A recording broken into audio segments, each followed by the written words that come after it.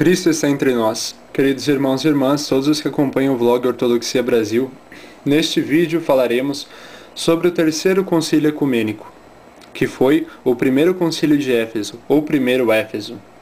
Neste concílio, há duas questões importantes a serem tratadas que vamos discutir no texto, mas que estão totalmente ligadas, embora pareçam bem diferentes uma da outra. A discussão de uma rivalidade entre os patriarcados, entre três dos 5 grandes patriarcados ou sedes da igreja, e também discussões doutrinais, que tinham muito a ver com a relação entre esses patriarcados e a compreensão de palavras e termos. Após 381 d.C., o arianismo deixou rapidamente de ser uma questão empolgante, exceto em algumas partes da Europa. O aspecto polêmico do trabalho do concílio está no seu terceiro cânone, no qual se ressentiram igualmente Roma e Alexandria.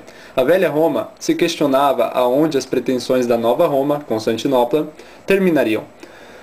Não poderia Constantinopla vir a reivindicar o primeiro lugar? Essas eram algumas das discussões.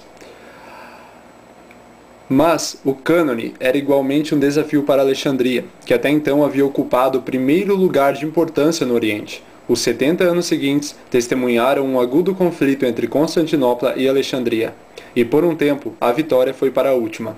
O primeiro grande sucesso de Alexandria foi o Sínodo de Oak, quando Teófilo de Alexandria garantiu a deposição e o exílio de um bispo de Constantinopla, São João Crisóstomo, João Boca de Ouro, um pregador fluente e eloquente. Seus sermões duravam frequentemente 1 hora ou mais. João expressava de forma popular as ideias teológicas formuladas por Atanásio e pelos padres capadócios. Um homem de vida austera e meticulosa, inspirado por uma profunda compaixão pelos pobres e por um ardoroso zelo por justiça social.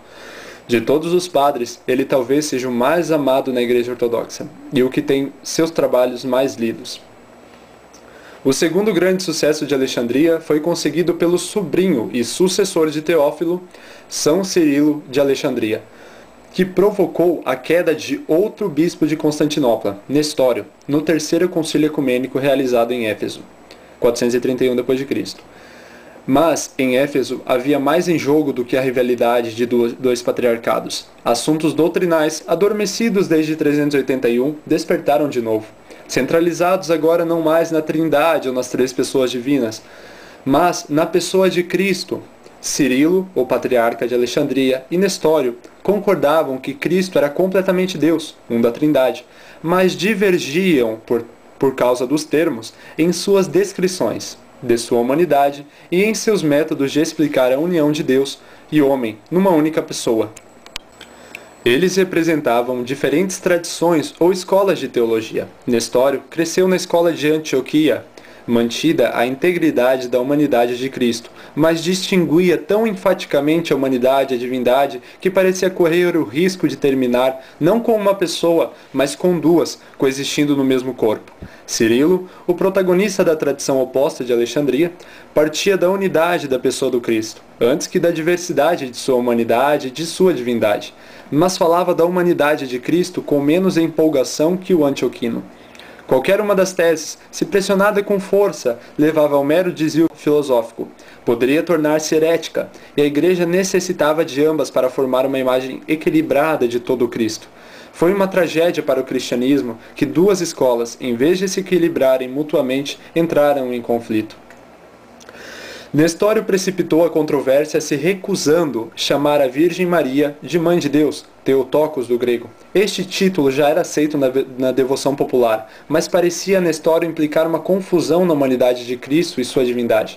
Maria, ele questionava, e aqui fica evidente o seu separatismo, somente deve ser chamada Mãe do Homem, ou no máximo Mãe de Cristo, uma vez que ela é a mãe apenas da humanidade de Cristo, não de sua divindade.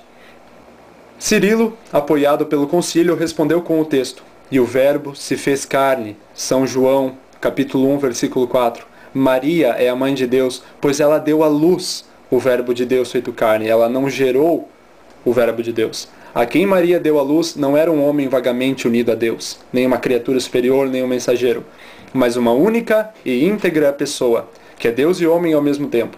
O nome Theotokos salvaguarda da unidade da pessoa do Cristo. Negar-lhe tal título significa separar o Cristo encarnado em dois, rompendo a ponte entre Deus e o homem e erigindo na pessoa do Cristo um muro de separação ao invés de união. Assim podemos ver que não apenas títulos de devoção estavam envolvidos em Éfeso, mas a própria mensagem de salvação. A mesma primazia que a palavra homusios ocupa na doutrina da Trindade, a palavra Theotokos tem na doutrina da encarnação. Podemos ver então, irmãos, que a Igreja concordou plenamente em que em Cristo havia duas naturezas, uma humana e uma divina. Não havia duas pessoas. E com isso também se esclareceu a ideia de Maria ser mãe de Deus, Theotokos. Não aquela que gerou Deus, não aquela que criou Deus, mas aquela que deu a luz ao verbo de Deus. Como Isabel quando saudou Maria, de onde vem a honra de vir a mim, a mãe do meu Senhor. Os próximos concílios irão tratar justamente desse tema, até o sexto, sobre a pessoa de Cristo. A questão da Trindade já havia sido esclarecida e já era muito bem compreendida sobre a Igreja aquilo que sempre foi ensinado desde os apóstolos, mas agora podia ser entendido de forma mais clara pelos termos. Porém, até o sexto concílio se envolveu muitas questões sobre a pessoa de Cristo, sobre a sua divindade, sobre sua humanidade, mas que com sabedoria foram vencidas pela Igreja e resolvidas. Cristo está entre nós.